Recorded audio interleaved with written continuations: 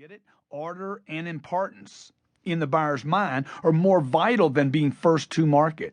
There's also a big difference between being first and third on a Google search, as evidenced by companies like first place Intel and second place Advanced Micro.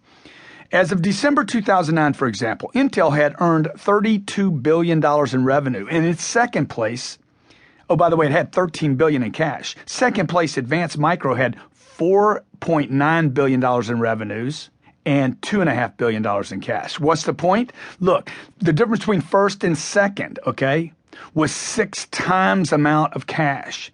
And what about Barack Obama and John McCain in that last election? Only a few points separated the names that many people will forget from someone who has made history. Again, Barack was not first to the market. He actually came 30 years after McCain and had much less experience, yet he managed to win not just the number one spot, but the most powerful position in the world, at least at that time.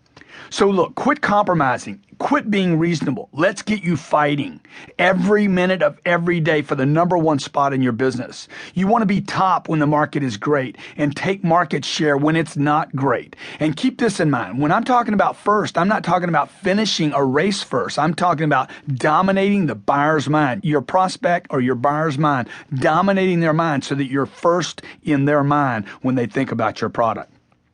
Game-changing economy. Business people, salespeople, managers, entrepreneurs, and CEOs fear economic reductions, contractions, and understandably so. They reason correctly that when the economy moves into a period of major contraction like we're experiencing and still experiencing, clients and customers cut back on projects, reduce their spending, and worse, sacrifice quality, looking for lowest price vendors and our lowest price suppliers. It becomes more difficult at this time to raise capital, close transactions, and make accurate projections affecting planning at all levels. These game-changing economic times can occasionally require major transitions in your skill set as well, particularly following periods of extended expansion like we, have experienced over the last 10 or 12 years. It's not uncommon that management teams, sales forces, and employees won't be properly equipped to transition in these game-changing economies. It's fairly easy to observe when people's motivation and skill sets are crippled from extended periods of economic expansion. It's like a professional fighter who, after a series of easy bouts, appears to lose his edge, his power, even his sense of the basics. People tend to become dependent after periods of expansion on a surplus of opportunities, prospect, easy credit, cheap money, and develop this overall Goldilocks, if you will, attitude on finding things that are just right.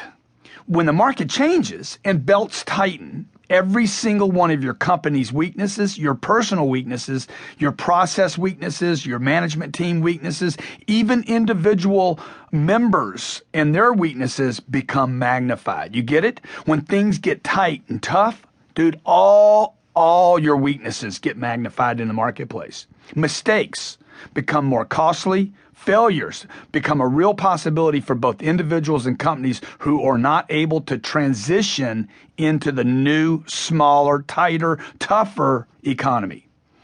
At the time that I began writing If You're Not First, You're Last, the world was entering one of the greatest economic contractions since the Great Depression. Look, this isn't funny. The Great Recession is serious. It's deep. It's ugly. It has created more unemployment in the United States than any other recession since the 20s. During periods of major, game-changing economic shifts, people immediately find themselves scared, confused, overwhelmed, angry, unsure, and hopeless about what to do and whether or not there's anything they can do. During times like these, people suddenly realize that their businesses, incomes, and their futures are at risk. It abruptly seems as though the world is immediately giving each of us a giant wake-up call by screaming, "You're vulnerable and may cease to exist." The truth of the matter is that if you aren't number one in your category or field, then you're in a precarious and dangerous situation. Look, we got 42 million people on food stamps in this country. We have unemployment numbers that are 16 to 25 million people unemployed or underemployed. We have homeless